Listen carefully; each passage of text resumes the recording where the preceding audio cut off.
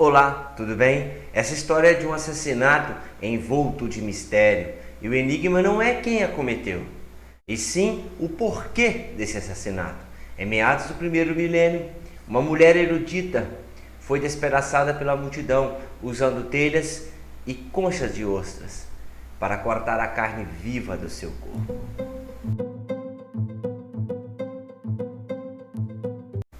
Conheceu o nosso canal agora, já chega aí se inscrevendo? Aperta nesse botão vermelho, ativa o sininho de notificações, deixa aquele like ajuda muito o nosso canal.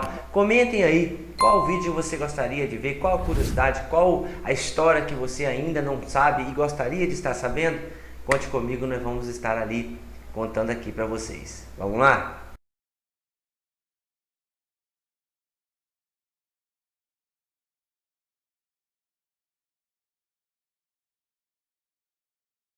A vítima havia sido professora, conferencista, filósofa e matemática e despertou a fúria de fundamentalistas cristãos. Era Hipátia, a primeira mulher matemática de que se tem conhecimento seguro e detalhado.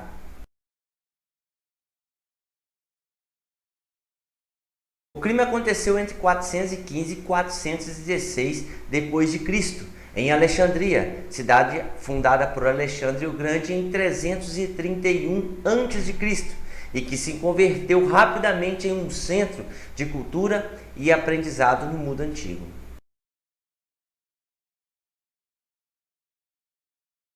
Como é comum ocorrer no caso de personagens da antiguidade, o tempo dissipou muitas informações sobre Hipátia, mas diversas fontes históricas garantem que ela existiu. Como poucas mulheres de sua época, Hipátia pôde estudar, porque era filha de um homem com formação educacional, de onde Alexandria, astrônomo e prolífico autor, que editou e comentou obras de pensadores como Euclides. Segundo o filósofo Damácios, Hipátia ultrapassou em muito conhecimento do seu pai. Ela não se contentou com a educação matemática que poderia receber de seu pai. Seu nobre entusiasmo a conduziu a outras fronteiras da filosofia. Hipátia professava a filosofia do neoplatonismo e ensinava essas ideias com mais ênfase que os seguidores anteriores dessa corrente. O historiador grego da antiguidade, Sócrates Escolástico, concordava que a sabedoria de Hipátia era excepcional, assim como sua habilidade para falar em público. Obteve tais conhecimentos em literatura e ciência que sobrepassou muito a todos os filósofos de sua época. Explicava os princípios da filosofia aos ouvintes, muitos dos quais vinham de longe para receber sua instrução. Sócrates também dizia que frequentemente ela aparecia em público na presença dos magistrados e não se sentia envergonhada de ir a uma assembleia de homens, pois devido à sua extraordinária dignidade e virtude, todos os homens a admiravam. O trabalho de Hipátia era tão importante que ela se converteu na matemática mais importante de Alexandria e, por extensão, provavelmente na principal matemática do mundo. Há evidências históricas de que Hipátia fez suas próprias descobertas e inovações. Inventou, por exemplo, um novo e mais eficiente método para fazer grandes divisões. Não havia calculadoras na época, então qualquer melhora na eficiência era muito bem-vinda.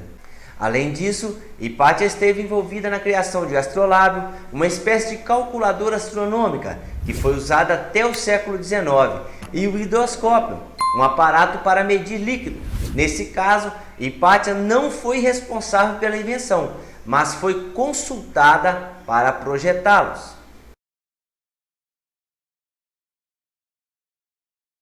No século IV, ocorreu uma importante transição no Império Romano, de um estado totalmente pagão a um estado misto, pagão e cristão.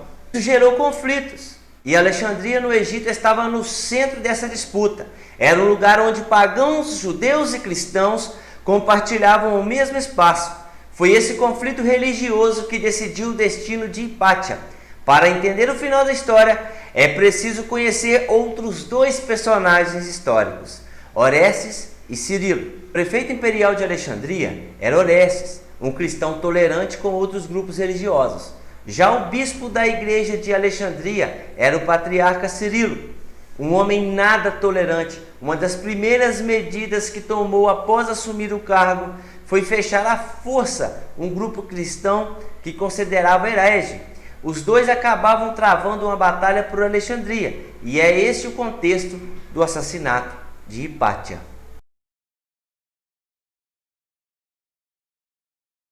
Nunca se soube exatamente o que motivou o assassinato de Hipátia. O que se sabe é que ela era amiga de Orestes, mas enquanto ele era um cristão tolerante, Hipátia era uma mulher pagã.